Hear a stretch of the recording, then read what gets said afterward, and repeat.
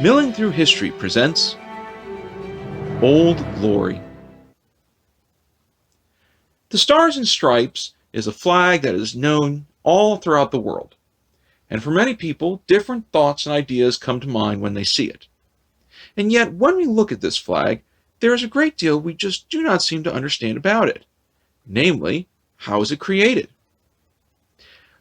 On June the 14th, 1777, the Continental Congress would pass a flag resolution, wherein the flag of the United States would have 13 stripes, along with a blue field that would have 13 stars.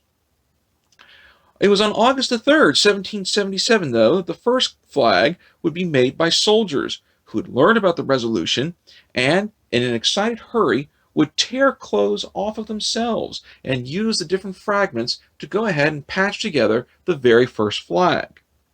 And it would be on September the 3rd, 1777, at the Battle of Cooch's Bridge, that the Stars and Stripes were seen over the battlefield for the very first time.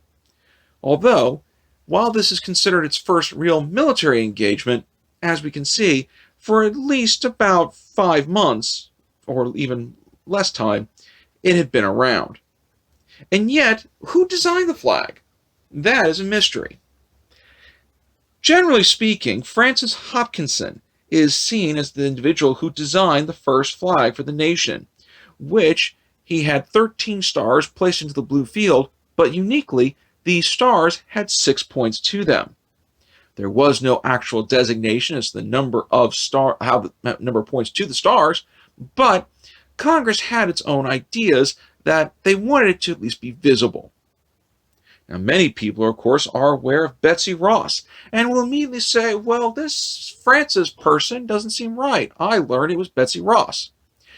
This story is one that has lasted for generations, and yet it only began to be circulated during the 1870s, and there is still no historical evidence to prove that the story is true.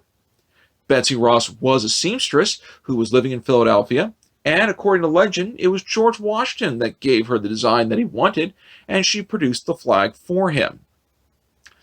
The difference, though, between Betsy Ross and Francis Hopkinson, though, is that Hopkinson does actually come listed in the minutes of the Continental Congress, and so it is to him that most credit is due to have. Another woman was also seen to have been responsible for making the first flag, her name being Rebecca Young. This story, however, was brought forward by her daughter, Mary Pinkerskill, who, in her own right, would become famous, as she would be the woman who would sew the famed Star-Spangled Banner flag. This flag would be evident mainly because by the year 1814, the flag of the United States had expanded to include not only 15 stars, but also 15 stripes. And yet Congress realized they had a problem on their hand. Namely, if they were to continue having this, then who knew how big the flag would become? And so, Congress would change the flag to have 13 stripes to honor the first 13 states, and then subsequent stars could be added into the blue field. In total, there have been 43 variations of the flag, with the current one having the longest incarnation at 60 years and going strong. And yet, as a symbol, the flag of the United States, Old Glory, the Stars and Stripes, has seen quite a bit of nostalgia placed upon it. Ironically enough, though, the national flag was usually only seen as a military emblem, primarily used to designate ownership of land and used at military bases. It was during the Civil War that the flag would take on a more symbolic role of national pride following the surrender of Fort Sumter by Major Anderson. As a result, flags during the war would become mass-produced instead of being handmade, and the Stars and Stripes would take on a far more nationalist role as being opposed to secessionism. As such, the flag of the United States suddenly became part of the national identity. Now, throughout the years, though, many people have argued that to desecrate the American flag should be considered a crime. As such, flag burning is still considered free speech, and yet, ironically enough, every state in the Union has agreed that if a constitutional amendment would be brought forward out of Washington, D.C., they would pass it. To date, every attempt has failed. And yet, there is always a question to wonder, will our current flag ever change? There is always the possibility of additional states being added on.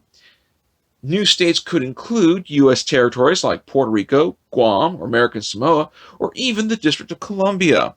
As such, if a new state were to be added on, the new flag would become unfurled on July 4th of the following year, thus adding on this whole new flag and having everyone across the country start wondering, how did they ever come up with this new design?